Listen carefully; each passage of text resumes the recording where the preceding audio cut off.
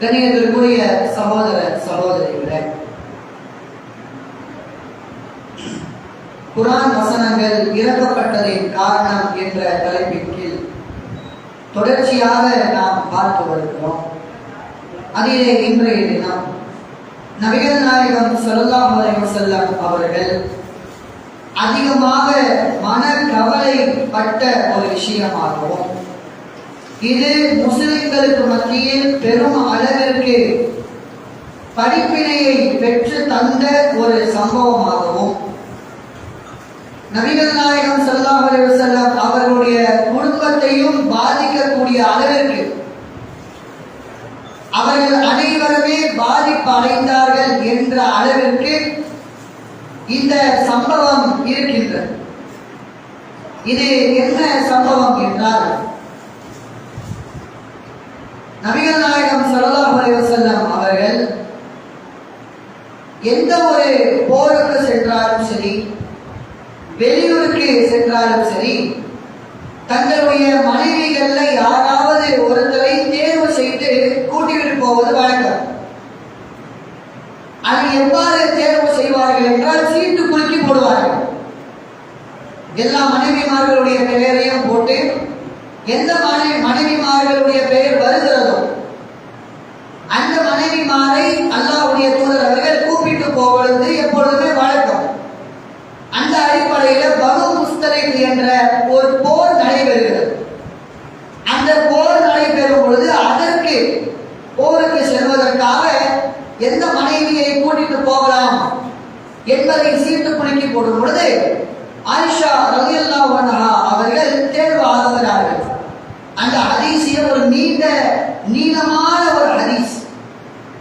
அந்த சம்பவம் என்பது அதிகமான படிப்பினைகளை நமக்கு தரக்கூடியதாக இருக்கிறது. அப்ப ஆயிஷா ரலியல்லாஹு அன்ஹா அவர்கள் தான் இந்த மொத்த சம்பவத்தையுமே விளக்குகிறார்கள். எதற்காக அவர்கள் விளக்குகிறார்கள் என்று பின்னால் புரியும்.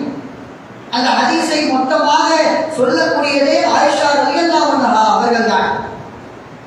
அப்ப ஆயிஷா அவர்கள் தேர்வாகுகிறார்கள். இந்த பனு முஸ்தலிக் என்ற போரிலே அல்லாஹ்வுடைய தூதர் அவர்கள் கூப்பிட்டு கொண்டு சென்று கொண்டிருக்கிறார்கள்.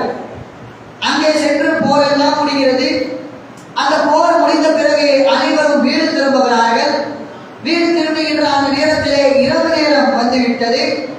அன்றைய காலத்தில் வாகனம் இல்லாத காரணத்தினால ரொம்ப தூரம் மக்களால் நடக்க முடியாது.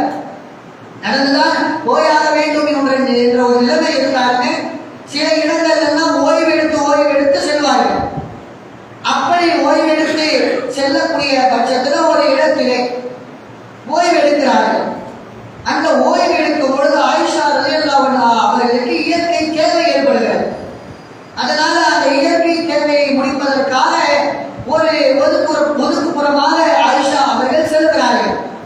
அந்த இயற்கை தேவையை முடித்துவிட்டு பின்னால் அந்த தங்கிய அந்த ஓய்வெடுத்த அந்த இடத்தின் பக்கம் மக்கள் எல்லாம் இருப்பாங்களே, அந்த ஒரு இடத்தின் பக்கம் ஆயிஷா அவங்க திரும்புறாங்க. தங்களுடைய கழுத்துல பார்க்கிறாங்க யமன் நாட்டை சார்ந்த ஒரு மாலை. அந்த மாலை காணாமல் போயிடுது. அது எங்க தேடுறதுக்கு இயற்கை தேவை முடித்தோமே, அவங்க போற வழியில ஏதாவது தொடர்ந்து இருக்குமோ என்று தேடிக்கிட்டு போறாங்க. திரும்பி தேடிக்கிட்டு போறாங்க. அது எங்கதான் என்று தேடிக்கொண்டே போகும் பொழுது அது ஒரு நீண்ட ஒரு நேரம் எடுத்து விட்டது. தேடுறாங்க கிடைக்கல. அப்படி ஒரு நீண்ட நேரம் எடுத்து விட்ட காரணத்தினால அதற்கு பின்னால் ஆயிஷா அவர்கள் திரும்புகிறார்கள். வந்து சேரக்கூடிய அந்த இடம் என்பது, அந்த இடத்திலே தங்கு இருக்க அந்த எந்த ஆட்களுமே அந்த இடத்துல இல்லை. அல்லாஹ்வுடைய தூதர் இல்லை. ஆயிஷா ரலியல்லாஹு அன்ஹா அவர்கள் தனி ஒரு பெண்ணாக அந்த இடத்துல வந்து நிற்கிறார். நிற்கும் பொழுது அந்த நேரத்திலே ஆயிஷா அவர்கள் ஒரு விஷயத்தை சொல்றாங்க. தொலைந்து போன அந்த மாலை கிடைத்து விட்டது. எங்களை எல்லாம் அந்த சிவிகை என்று சொல்வார்கள். நாம பல அந்த சமூக வலைத்தளங்கள்லாம் நாம் பார்த்திருப்போம். அந்த மன்னர் காலங்களில் எல்லாம் அரசுகளை கூட்டிட்டு வருவதற்காக பின்னால் ஒரு 2 நபர்கள், முன்னால் ஒரு 2 நபர்கள் ஒரு போர்வை போட்டிருக்கிற மாதிரி நடுவுல அவர்களை எடுத்துக்கொண்டு செல்வார்கள். அப்ப அப்படிப்பட்ட ஒரு சிவிகை அதையும் அவர்கள் எடுத்து சென்றிருக்கிறார்கள். ஆயிஷா அவங்க சொல்றாங்க, இதை எடுத்துட்டு போயிட்டாங்க. நாங்க அந்த காலத்துலலாம் ரொம்ப பருமனெல்லாம் ஒண்ணும் கிடையாது, ரொம்ப வெயிட்டாலாம் இருக்க மாட்டோம். அதிலும் குறிப்பா நான் ஒரு இளம் சின்ன வயசு ஒரு பொண்ணுதான். அப்போ நான் ரொம்ப இடை குறைவுள்ளதாக தான் இருப்பேன். இப்போ அந்த காலத்துல அந்த அளவுக்கு சாப்பாடு யாரும் சாப்பிட மாட்டாங்க, ரொம்ப குறைவாக தான் சாப்பிடுவாங்க. அப்ப அந்த அடிப்படையில நாங்க இருக்கிறோமா இல்லையானே தெரியாது அந்த சிவிகையில. அதன் அடிப்படையில என்ன செஞ்சுட்டாங்க, எடுத்துட்டு போயிட்டாங்க. ஆயிஷா அவங்க உள்ள இருக்கிறாங்க நினைத்து கொண்டு என்ன செஞ்சிருக்கிறாங்க, எடுத்துக்கொண்டு சென்று இருக்கிறாங்க. சென்று இருக்க உடனே ஆயிஷா பாக்குறாங்க, ஒரு எந்த ஒன்றையுமே காணும், யாரையுமே காணும். அப்ப அந்த நேரத்துல ஆயிஷா அவர்கள் இரவு நேரம்ன்றதுனால தூக்கம் வந்துவிட்டது. தூக்கம் வந்துவிட்ட காரணத்தினால சிறிது நேரம் ஓய்வு எடுக்கிறார். ஓய்வு எடுக்கக்கூடிய அந்த நேரத்துல கொஞ்ச நேரம் கழிச்சு போரிலே சில பொருட்கள் கிடைத்திருக்கும். அந்த பொருட்களிலே சில பொருட்கள் தொலைந்து போயிருக்கும். வரும் பொழுது வழியில விட்டு இருப்பாங்க. அப்ப அதையெல்லாம் எடுப்பதற்கு அல்லாஹ்வுடைய தூதர் எப்பொழுதுமே ஒரு நபரை அனுப்புவது. அந்த அடிப்படையில இந்த வாட்டி இந்த பொறுப்பை யார் எடுத்துக்கிறார் அப்படின்னா சஃப்வான் இப்னு அத்ல் என்ற நபி தோழர் எடுத்துக்கொண்டு அவர்கள் ஒட்டகத்தில திரும்ப அந்த பொருட்களை எல்லாம் பார்க்க வராங்க. பார்க்க வரக்கூடிய அந்த நேரத்திலே ஆயிஷா ரலியல்லாஹு அன்ஹா அவர்கள் உறங்கி கொண்டிருக்கிறார்கள். உறங்கி கொண்டிருக்கும் பொழுது இந்த சஃப்வான் என்ன செய்றாங்க, இன்னா லில்லாஹி வ இன்னா இலைஹி ராஜிஊன் என்று சொல்றாங்க. இதை சொன்ன உடனே ஆயிஷா ரலியல்லாஹு அன்ஹா அவர்களுக்கு முழிப்பு வந்துச்சு. முழிப்பு வந்த உடனே என்ன செய்யறாங்க, இந்த இடத்துல ஒரு முக்கியமான ஒரு விஷயத்தை ஆயிஷா பதிவு செய்யறாங்க. என்ன விஷயம் அது, ஹிஜாப் சட்டம் வருவதற்கு முன்னால் இந்த சஃப்வான் என்னை பார்த்திருக்கிறார். உறங்குகின்ற அந்த நேரத்தில் ஹிஜாபை போட்டுக்கொண்டு உறங்க முடியாததுனால நான் போடாமல் உறங்கினேன். அவர் என்னை கண்டுபிடித்து விட்டார். கண்டுபிடித்து விடுத்த காரணத்தினால அவர் இன்னா லில்லாஹி வ இன்னா இலைஹி ராஜிஊன் சொன்ன அந்த மாத்திரத்திலே நான் விழித்துக் கொண்டேன். விழித்துக் கொண்ட உடனே என்னுடைய ஹிஜாபை நான் போட்டுக் கொண்டேன் என்று சொல்றார். அப்போ இந்த ஹிஜாபிற்கு முன்னாலே சஃப்வான் அவர்கள் ஆயிஷா அவர்களை பார்த்து இருக்கிறாங்க.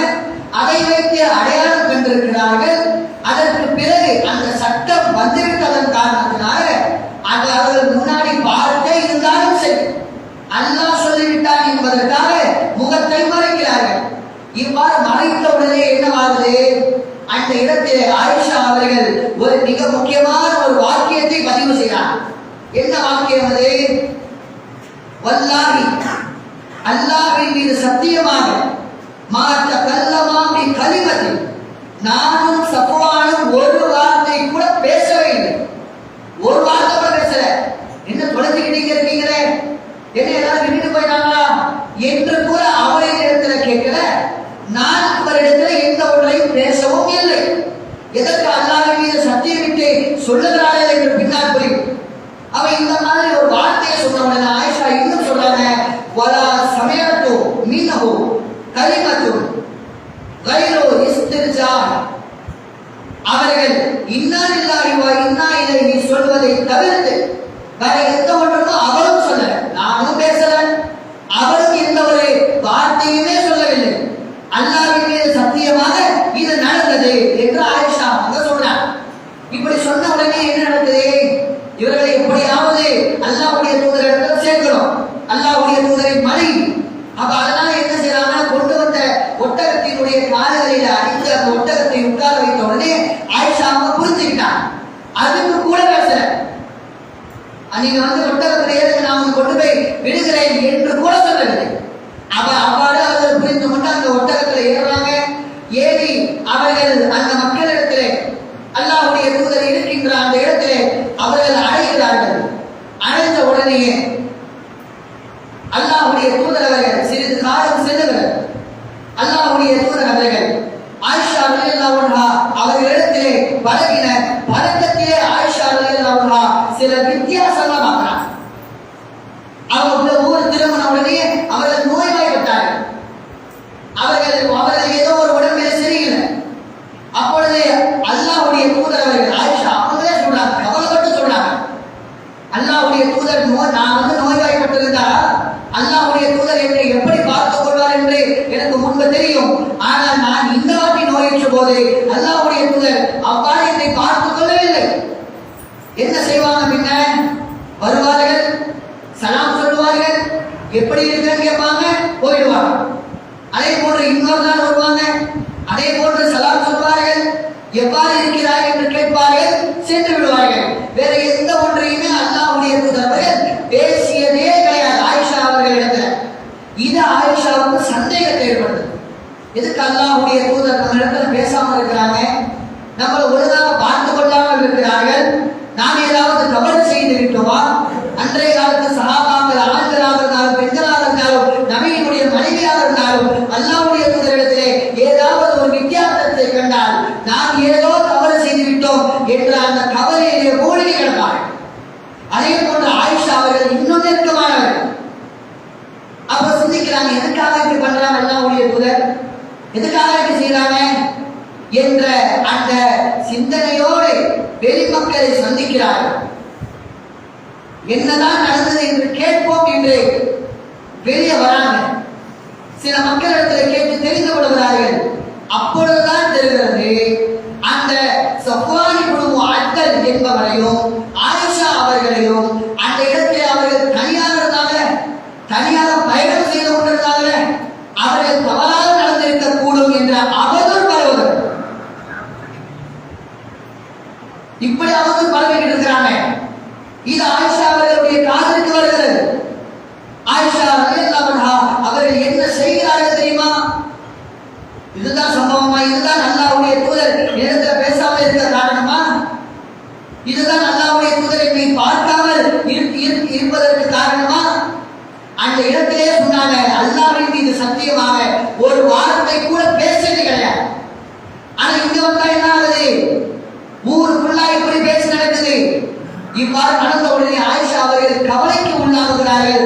அவர்களுடைய நோய் இன்னும் அதிகமாகிறது. கவலையின் காரணமாக இன்னும் அதிகமாக நோய்வாய்ப்படுகிறார்கள். சிந்தித்து பார்க்க வேண்டும். இன்னைக்கு ஒவ்வொரு பெண்களும் ஆண்களின் மீதும் அவதூறு பரப்புகின்ற ஒவ்வொரு மனிதனும் சிந்திக்க வேண்டிய ஒரு விஷயம். எந்த அளவிற்கு எல்லாம் வேதனை அடைந்திருக்கிறார்கள் என்று அந்த சம்பவம் வருகிறது. மிஸ்தஹனுடைய தாயார், மிஸ்தஹ் என்பவர் பதில் போரில் கலந்து கொண்ட ஒரு நபித்தோழர், அவருடைய தாயாரை சந்தித்து அவர்களோட சில பேச்சுவார்த்தைகளை ஆயிஷா ரலியல்லாஹு அன்ஹா அவர்கள் நடத்துகிறார்கள்.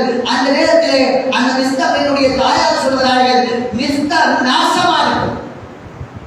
என்ன காரணம்? எதற்காக உங்களுடைய மகனை திட்டுகிறீர்கள்? என்ன வார்த்தை சொல்றீங்க? அவரே நாசமாகணும், அவரையே சபிக்கிறீங்க. ஒரு பதில் போரிலே கலந்து கொண்ட ஒரு தோழரை பார்த்தா நீங்கள் இப்படி பேசுகிறீர்கள், உங்களுடைய மகனையே நீங்கள் இப்படி சொல்றீங்களா என்று கேட்ட உடனே அம்மா என்று அந்த வார்த்தையை சொல்லி அந்த மிஸ்தஹனுடைய தாயார் ஆயிஷா ரலியல்லாஹு அவர்களிடத்தில் பேசுகிறார்கள், அம்மா உங்களுடைய அந்த அவதூறு செய்தியிலே இந்த மிஸ்தஹும் ஒருவராக இருக்கிறார். மிஸ்தஹும் பரப்பினார், என்னுடைய மகனாக இருக்கிற காரணத்தினால் நான் மறைக்க தேவையில்லை, என்னுடைய மகன் தவறு செய்திருந்தாலும் அதை நான் வெளிப்படையாக சொல்ல நான் கடமைப்பட்டிருக்கிறேன் என்று சொல்லி மிஸ்தஹும் அவதூறை பரப்பினார். அவரும் ஒரு மனிதர், அவர் முஸ்லிமாக இருக்கிறார், நபி தோழராக இருக்கிறார். இது எந்த அளவுக்கு வருவது, யார் யாரெல்லாம் பரப்புறான் என்று பார்க்கும் பொழுது இதனுடைய ஆரம்ப கட்டமாக ஹஸ்ஸான் இப்னு சாபித் அவர்கள் தான் முதலாக இந்த செய்தியை பரப்புறார். இதை ஒருத்தர் கேட்கிறார், அவர் யார் தெரியுமா? அப்துல்லா இப்னு உபை. நயவஞ்சகத்தினுடைய முத்தி போன தலைவன்னா என்ன? நயவஞ்சகத்துக்கே தலைவன் இவன். ரெட்ட வேஷம் போட்டுக்கிட்டு இருந்தாங்க பாருங்க. அதுல தலைவர் யாருன்னா இவர் அப்துல்லா இப்னு உபை அவர்கள். இவர் ஒட்டு கேட்கிறார், ஹஸ்ஸான் இப்னு சாபித் சொல்வதை ஒட்டு கேட்கிறார். ஒட்டு கேட்ட உடனே என்ன ஆகுது? அதான் சரியான விஷயங்கள் தெரியுது, இதை பரப்பி விட்டு அல்லாஹ்வுடைய தூதர் வேதனை அடைவாங்களே என்று சொல்லி அந்த நயவஞ்சகனுடைய தலைவரும் அதிகமாக பரப்புகிறார். ஹஸ்ஸான் இப்னு சாபித் அவர்களும் மிஸ்தஹ் அவர்களும் ஹம்னா என்பவரும் இவர்கள் அனைவருமே பரப்புகிறார்கள். ஆனால் நயவஞ்சகன் என்ற அந்த ஒரு மனிதன் மட்டும்தான் பரப்பினார், மீதி அனைவருமே முஸ்லிம்கள். உடனே அல்லாஹ்வுடைய தூதரிடத்தில் ஆயிஷா அவர்கள் கேட்கிறார்கள், அல்லாஹ்வுடைய தூதரே, நான் என்னுடைய தாய் தந்தை வீட்டில் போயிட்டு கொஞ்ச நாள் இருந்துட்டு வரவா எனக்கு மனசு சரியில்லை, நாங்க கொஞ்ச நாள் இருந்துட்டு வரவா என்று கேட்கிறான். இந்த செய்தி எல்லாம் கிடைத்த பின்னால் அல்லாஹ்வுடைய தூதரோடு இருக்க முடியல. இப்படிப்பட்ட அவதூறு செய்தி தன் மீது வந்துவிட்டதை அல்லாஹ்வுடைய தூதர் அவர்கள் என் இடத்திலே பேச மாட்டாங்க, பழக மாட்டாங்க என்ற ஆயிஷா அவருடைய உள்ளம் அந்த இடத்திலே நாம் அனைவருக்குமே முகமது என்பவர் அல்லாஹ்வுடைய தூதர், ஆயிஷா அவர்களுக்கு கணவர், எந்த அளவிற்கு வேதனை அடைந்திருப்பார்கள் என்பதை சிந்தித்து பாருங்கள். அதனால் அதற்கு அல்லாஹ்வுடைய தூதர் அவர்கள் நீங்க போயிட்டு வாங்க, உங்களுடைய தாய் தந்தையருடைய வீட்டிலே இருந்து விட்டு வாருங்கள் என்று சொல்லி அவர்களுடைய தாய் தந்தையருடைய வீட்டிற்கு செல்கிறார்கள். அவர்களுடைய தந்தையான அபூபக்கர் ரலியல்லாஹு அன்ஹு அவர்கள் அவருடைய தாயார் அவர்களிடத்துல அந்த ஒரு இரவை கழிக்கிற நேரத்திலே ஆயிஷா ரலியல்லாஹு அன்ஹா அவர்கள் சொல்கிறார்கள், அந்த இரவிலே நான் ஒழுங்காக தூங்கவில்லை, தூக்கம் வரல, நான் அழுது கொண்டே இருந்தேன். என் மீது எதற்கு இப்படிப்பட்ட ஒரு பழி, என் மீது எதற்கு இந்த முஸ்லிம்கள் இப்படி சொல்ல வேண்டும் என்று வேதனை அடைந்து அல்லாஹ் எனக்கு ஒரு வசனத்தை இறக்க மாட்டானா? அல்லாஹ் ரப்பல் ஆலமீன் நான் நல்லவன் என்று ஏதாவது ஒரு குர்ஆன் வசனத்தை இறக்க மாட்டானா? அதிலும் திருப்பி இப்படி சொல்றாங்க, அல்லாஹ் வசனத்தை இறக்கின்ற அளவிற்கு நான் தகுதியானவனும் கிடையாது, மாறாக கனவிலாவது அல்லாஹ்வுடைய தூதரிடத்திலாவது கணவர் அவங்களிடத்திலாவது நான் நல்லவர் என்று அல்லாஹ் சொல்ல மாட்டானா என்ற வேதனையோடு அந்த இறைவனை கணிக்கிறார்கள். அந்த நேரத்திலே அந்த ஆயிஷா அவர்களுக்கும் அவருடைய தாயாருக்கும் நடக்கக்கூடிய உடையாளர் கண்ணீரை வர வைக்கின்றனர். அழுது கொண்டே அவர்கள் ஒரு வார்த்தையை சொல்கிறார்கள், இப்படிப்பட்ட ஒரு செய்தி பரவி கொண்டிருக்கிறது, இதில் அனைவருமே நம்பிக்கொண்டிருக்கிறீர்கள், அல்லாஹ் ரப்பல் ஆலமீன் என்னை அறிந்திருக்கக்கூடியவனாக இருக்கிறான், நான் எந்த ஒரு தவறையும் செய்திருக்க மாட்டேன் என்று அல்லாஹ் ரப்பல் ஆலமீன் தெரிந்து வைத்திருக்கிறான். அவனுக்கு தெரியும் நான் நல்லவர் என்று, நான் எந்த ஒரு தவறையும் செய்யவில்லை என்று.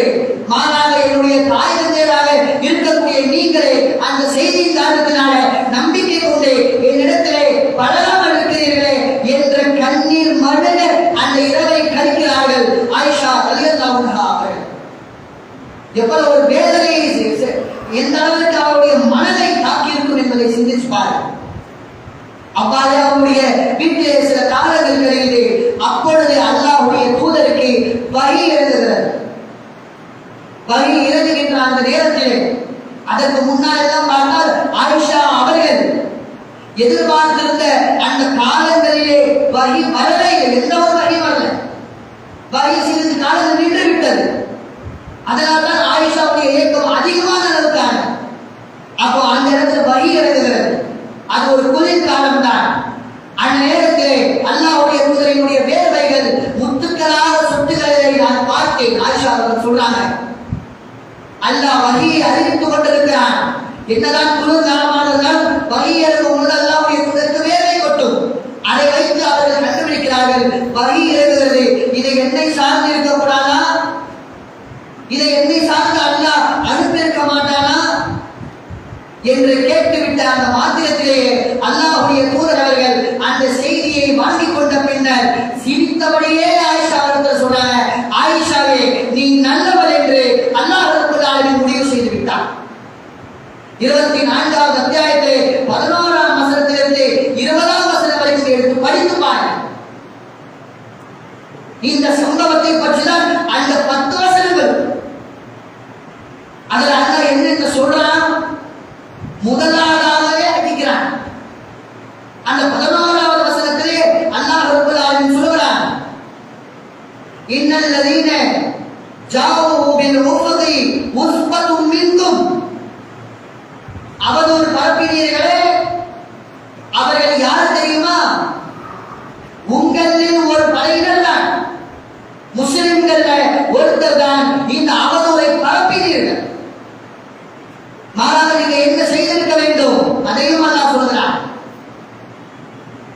இவ்வாறு ஒரு கூட்டம், ஒரு முஸ்லிமே இப்படிப்பட்ட ஒரு அவதூறை பரப்பினீர்களே, அதற்கு ஆயிஷா அவர்களுக்கும் அல்லாஹ்வுடைய தூதருக்கும் சமாதானப்படுத்துவதன் அடிப்படையிலே அவர்களுக்கு அல்லாஹ் ரப்பல் ஆலமீன் சொல்கிறான், லா தஹ்சபூ சிர்ரன் லக்கும்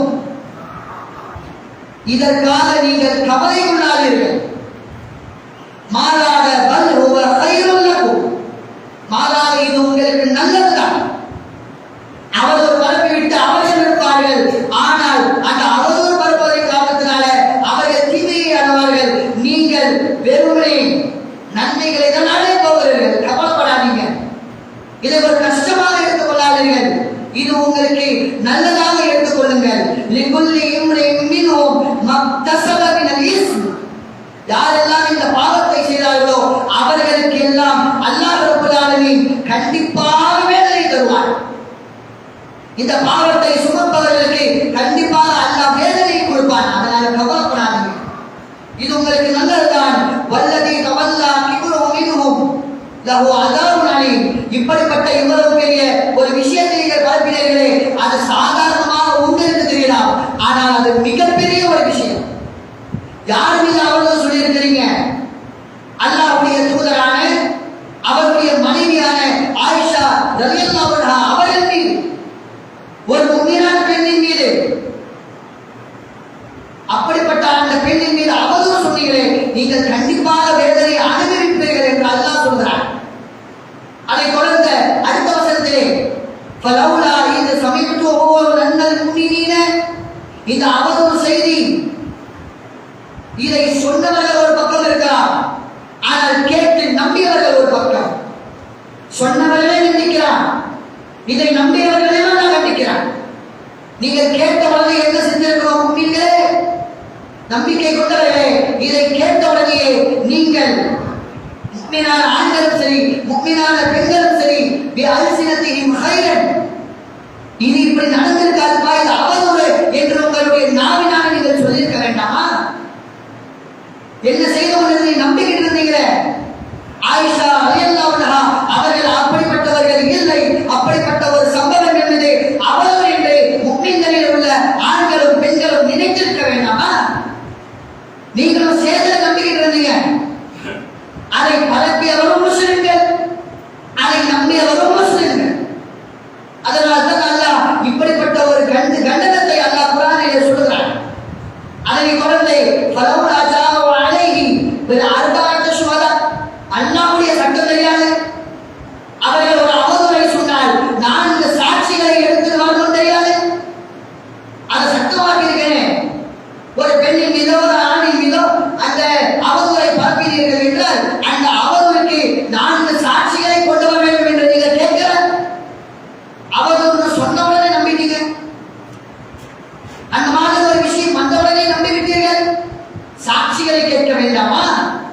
அதுதான் இஸ்லாம் சொல்லுகிறது என்று அல்லாஹ் சாட்சிகளை நீங்கள் கேட்டிருக்க வேண்டும் என்பதை சொல்கிறார். ஃபைதிலம் யதூபு பிஷ்ஷுஹதா, நீங்கள் கேட்டு அவர்கள் சாட்சியை கொண்டு வரவில்லை என்றால் ஃபஉலாயிக இன்தல்லாஹி ஹுவல் காதிபுன், அல்லாஹ்விடத்தில் அவர்கள் பொய்யர்கள் என்று நிரூபணமாக இருக்குமே. இது ஒரு அவதூறு செய்தி வருது. இன்றைக்கும் நம்முடைய குடும்பத்திலிருந்து வரலாம், அல்லது நாம மற்றவங்களிடத்துல அவதூறு பரப்புபவர்களாக இருக்கலாம். அப்படி அந்த எந்த ஒரு பணியை அவர்கள் சொன்னாலும், குறிப்பாக விபச்சாரம் சம்பந்தமாக அவர்கள் மக்களுக்கு மத்தியிலே அவதூறை பரப்பினால் அவர்களிடத்திலே 4 சாட்சியை கொண்டு வார்கள் என்று நீங்க சொல்லுங்க. அவர்கள் 4 சாட்சியை வைத்து அவர்கள் நிரூபித்தால்தான் அவர்களுக்கு இஸ்லாமிய சட்டம் தண்டனை தரும். மாறாக அவர்கள் சாட்சி கொண்டு வரவில்லை என்றால் பொய் என்று நிரூபணமாக இருக்குமே, அது கூட பண்ணலையே, அதை கூட நீங்க செய்யலையே என்று அல்லாஹ் கேட்கிறான்.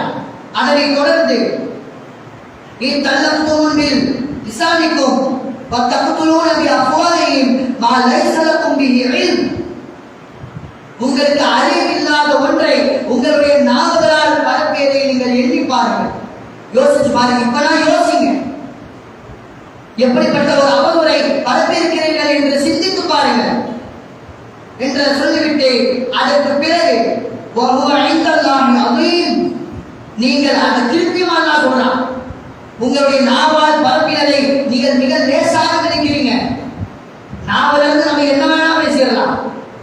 பொய்யும் சாதாரணமாக வந்துடும், அவதூறும் சாதாரணமாக வரும், புறமும் சாதாரணமாக வரும். ஆனால் இது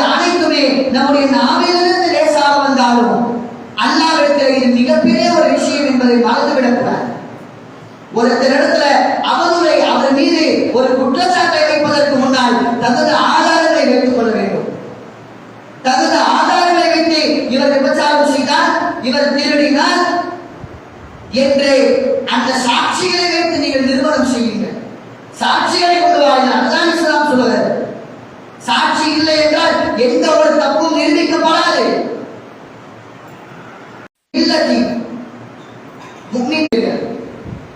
இந்த பாவத்தை மீண்டும் செய்யாமல் இருக்க நான் உங்களுக்கு அறிவுரை சொல்கிறேன்.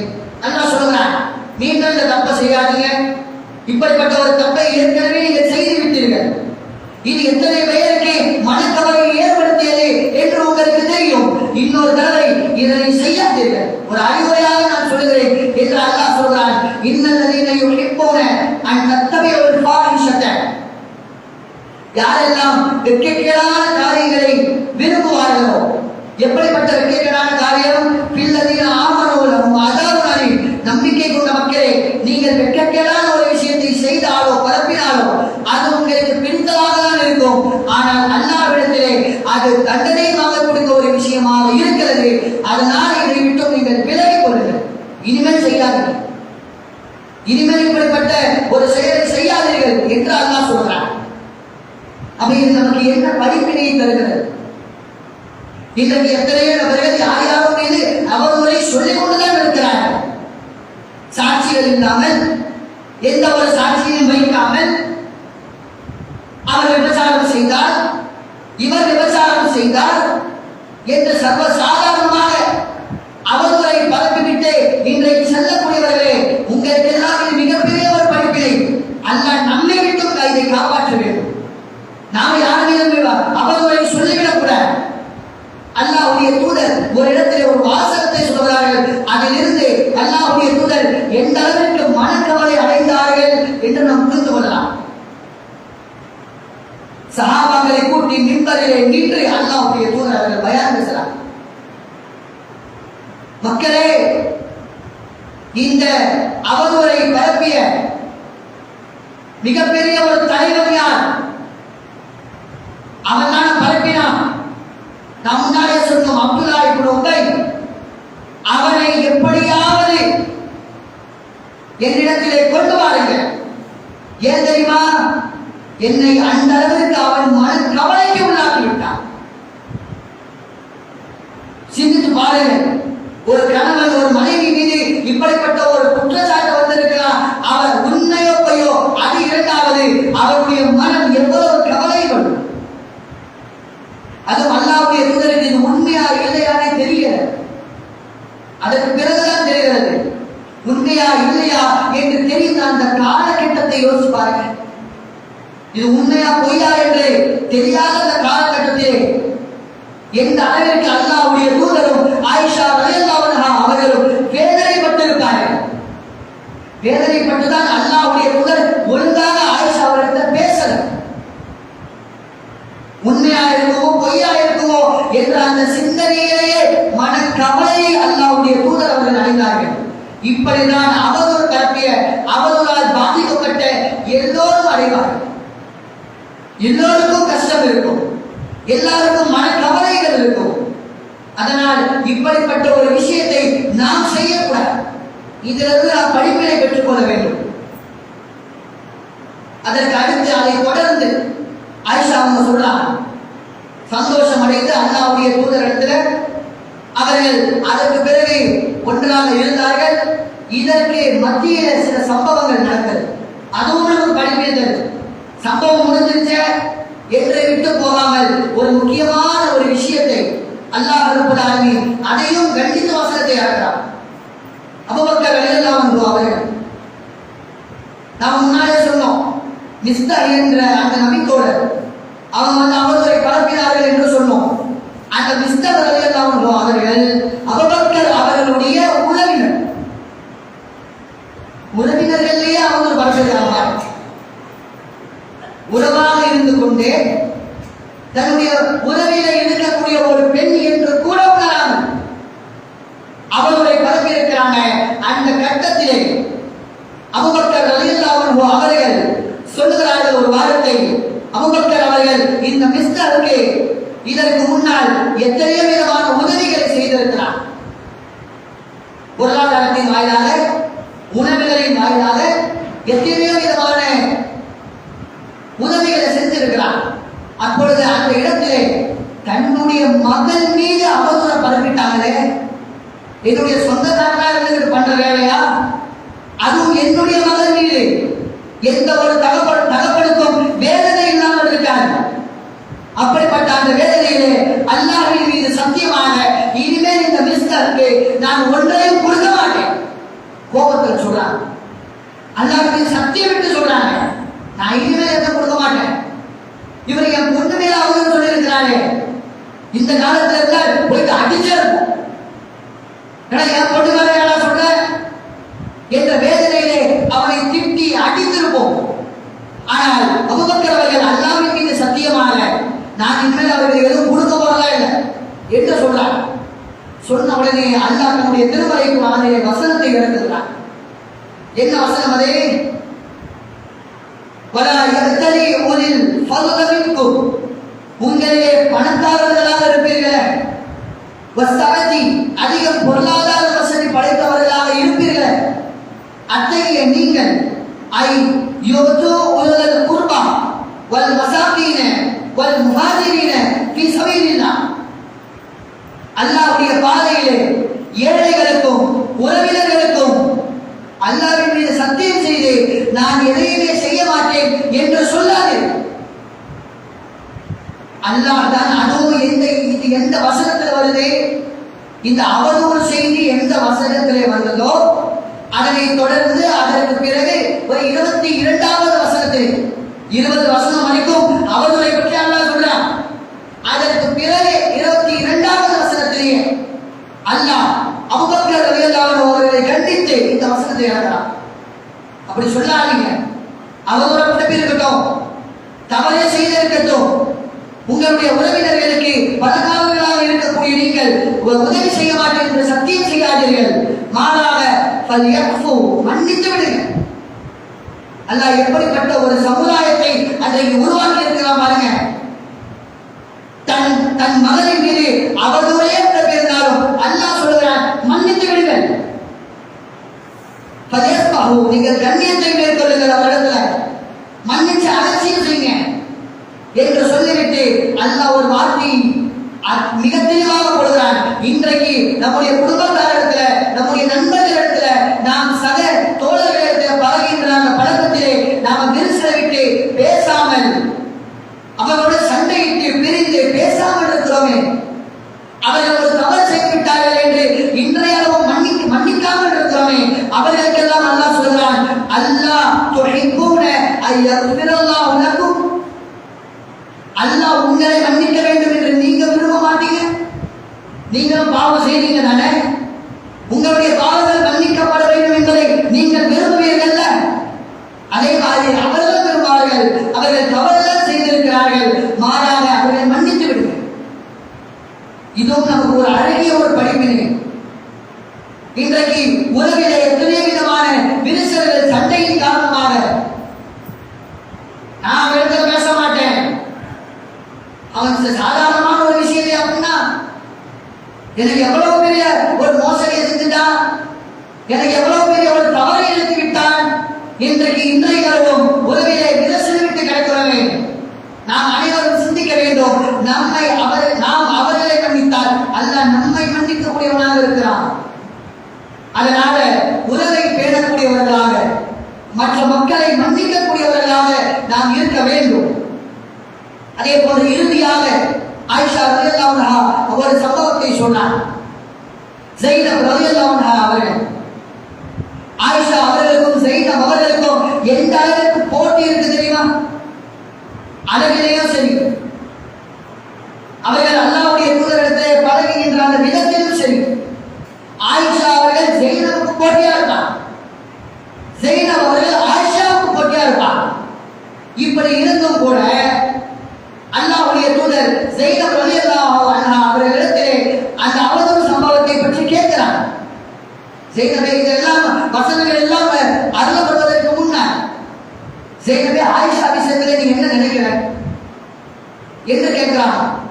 அதற்கு ஸைனப் அவர்கள் சொல்கிறார்கள், அல்லாஹ்வின் மீது ஆணையாக அப்படிப்பட்ட எந்த செய்தியும் நான் கேட்கவும் இல்லை. அப்படிப்பட்ட எந்த செய்திகளை என்னுடைய நாவினால் நான் பரப்பவும் இல்லை என்ற இந்த வாசகத்தை சொல்லிவிட்டு ஆயிஷா ரலியல்லாஹு அன்ஹா அவர்கள் செய்திருக்க மாட்டார்கள், அவர்கள் இப்படிப்பட்ட ஒரு செயலை செய்யக்கூடியவர்கள் இல்லை என்ற நம்பிக்கையில செய்த ரலியல்லாஹு அன்ஹா அல்லாஹ்வுடைய தூதரின் மனைவிகளில் ஒரு மனைவியான அவர்கள் சொல்கிறார்கள். அவர்கள் அந்த நேரத்தில் ஆமா ஆமா ஆயிஷாவும் பண்ணியிருக்கலாமே, ஆயிஷாவும் பண்ணியிருக்க கூடும் என்ற அந்த போட்டி மனப்பான்மையின் காரணமாக சொல்லியிருக்கலாம். ஆனால் சொல்லலையே. உண்மையாக இருந்தால் சொல்வார்கள். பொய்யாக இருக்கிற எந்த ஒன்றையுமே சஹாபாக்களோ அல்லது சஹாபிய பெண்மணிகளோ அவர்கள் சொல்ல மாட்டார். நம்பிக்கை கொண்டு நம்பிக்கை வைத்த அந்த நபர்கள் சொல்ல மாட்டார்கள் என்பதற்கு மிகப்பெரிய ஒரு உதாரணமாக செய்த ரலியல்லாஹு அன்ஹா அவர்கள் இருக்கிறார்கள். இது இந்த சம்பவத்தை கேட்ட உடனே ஆயிஷா அவர்கள் இவ்வளவு நமக்கு போட்டி மனப்பான்மை இருந்தும் கூட என்னை பற்றி நல்ல நேரத்துலாம் அல்லாஹ்வுடைய தூதரிடத்தில் சொல்லியிருக்கேன். இதுவும் நமக்கு ஒரு படிப்பினை. நாம ஒருத்தர் இடத்துல கோபப்பட்டதன் காரணத்தினால, நமக்கு அவர் துரோகம் செஞ்சதன் காரணத்தினால அவரை பற்றி கெட்ட விஷயம் மட்டும்தான் நம்ம மற்றவர்களிடத்துல பேசிக்கிட்டு இருக்கிறோம். அவரிடத்துல இருக்கிற நல்ல விஷயங்களை நம்ம பார்க்க மாட்டோம். அவரிடத்துல உள்ள அந்த கெட்ட விஷயங்களை மட்டும்தான் மக்களிடத்தில் சொல்லி அவர்களுக்கு மத்தியிலேயே விரிசலை ஏற்படுத்தும். அப்ப அந்த மாதிரி இருக்கக்கூடாது என்பதற்கு இது மிகப்பெரிய ஒரு சான்றாக இருக்கிறது. ஆகவே அல்லாஹ்வுடைய தூதர்கள் மிகப்பெரிய ஒரு மனக்கவலையிலிருந்து அல்லாஹ் ரப்பல் ஆலமீன் அவர்களை விடுவித்து இருக்கிறார்.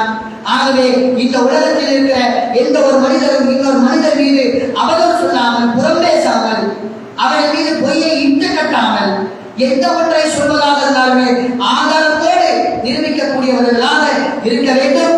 அதே போன்று ஒரு அவதூறு செய்தி வந்தால் அந்த அவதூறு செய்தியை எவ்வாறு நாம் கையாள வேண்டும் என்பதையும் சொல்லி தந்திருந்தார். சொன்ன உடனே நம்பிடாதீங்க, ஆதாரத்தை கேளுங்க.